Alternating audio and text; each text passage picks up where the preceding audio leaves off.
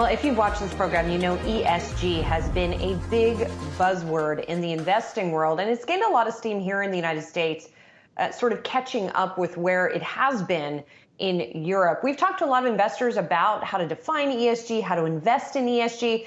Let's talk to a company and get sort of a corporate view on that very question. Amir Paul is with us now. He is Schneider Electric country president of the U.S. Schneider Electric, of course, big French company, but he's in charge of the U.S. operations. So, Amir, what advice are you or what message do you want to sort of send to asset managers when it comes to how they should be thinking about ESG? Well, Julie, first of all, thanks for having me. And look, this is an important topic because since 2016, we've seen about a 50% increase in investment in this space, up to $35 trillion. And if you project that out by 2025, some estimates put that at a third of assets under management will be in this category. So definitions become super important. We often focus on a couple of things. One, the reporting standards, and increasingly the SEC is going to get more involved. And so the rigor that you see in financial reporting has to apply in this space as well. Science-based targets are a great place to start. And what that means is companies have to invest in infrastructure to gather that data. And initially, a lot of companies think about that as an expense. But when you think about sustainability, you're trying to be more efficient with resources. And when you do that, you actually pay for that investment. So I think we're going from that sort of early phase where the definition is a little opaque to a phase where it's actually going to get much more precise. And the demands of reporting and disclosure are going to get even higher, which is a good thing because we need that precision to really separate the leaders from the laggards. And Amir, so talk to us about the example then of Schneider. If you think that there should be reporting of certain things, transparency on certain things, what should we know about? And what do we know about at Schneider, for example, that can help inform this discussion? Yeah, look, we've been on this journey for 15 years. We're really proud this year to have been named as the most sustainable company in the world by Corporate Knights, which is a Canadian analyst firm. And we come at this from three perspectives. Scope one is where we think about how we consume energy in our products, how we consume carbon in our products. Scope two is the effect that our people have in our investment structures and how we travel in the different elements of how we operate. And scope three is our suppliers. And I think if you use science-based targets, all of those are critically important. So we're working on our own supply chains where we've made commitments to reduce our carbon intensity. We're working with how we invest in our infrastructure. So our employees are moving from internal combustion engines to EVs. And we're investing with our partners. In fact, we have a program with our 1,000 biggest suppliers to help reduce their carbon emissions by 50%. And not only that, but we're actually creating solutions to provide that because for most companies, the greatest carbon intensity is in their supply chains. And one of our most relevant examples right now is we're working with Walmart. So Walmart decided they needed to create a program where all their suppliers could participate, especially smaller firms.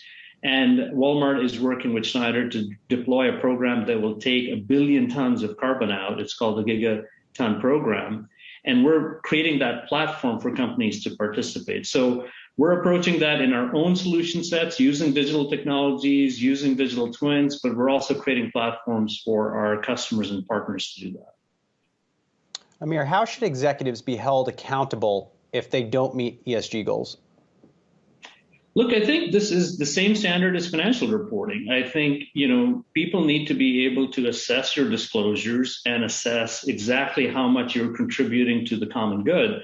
Look, if you think about it, from 2030 to now, we have 33 quarters left. And that is not a lot of time. And we have to take 50 to 70% of the current carbon emissions down to meet the 1.5 degree goal. So I think this is probably one of the most important disclosure elements. And when we talk to companies, when we talk to boards, CFOs are waking up to that. So CFOs see disclosure here as important, if not more important, than financial metrics. And I think what you're seeing is now the SEC and the regulators taking the same posture. So I think it starts with understanding the current disclosure process. How are you capturing that data? Setting targets, which a lot of companies are doing, reporting regularly on those targets, and then making sure that you're engaging with your broader network, including your supply chain, to address the impact. Amir, lastly, I want to ask, sort of to be oddly blunt, why you're here. In other words, we frequently hear from asset managers about it's sort of from the other side, their interest in ESG. We more rarely hear from companies about how they want to be portrayed in that ESG framework or how it should be defined. So why do you think it's important to be discussing this with the media or out in public? Well, look, it's part of Schneider's mission. This is what we do. And in terms of solving problems for customers, we're critical on this. But more importantly than that, it's about capital allocation.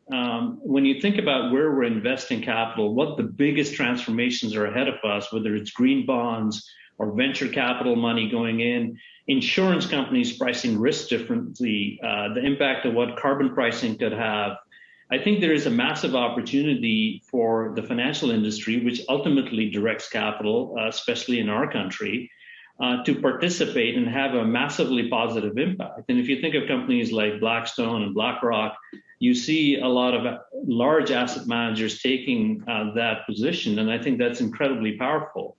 So I think this is obviously, from our standpoint, we believe we can help customers, partners, and the industry at large. But what's even more important is that this is becoming a bigger part of the agenda. So I think our narrative on this is the urgency of the issue. And like I said, 33 quarters is not very long to make the amount of change we have to make. But the exciting thing is the technology we need to make that change is available.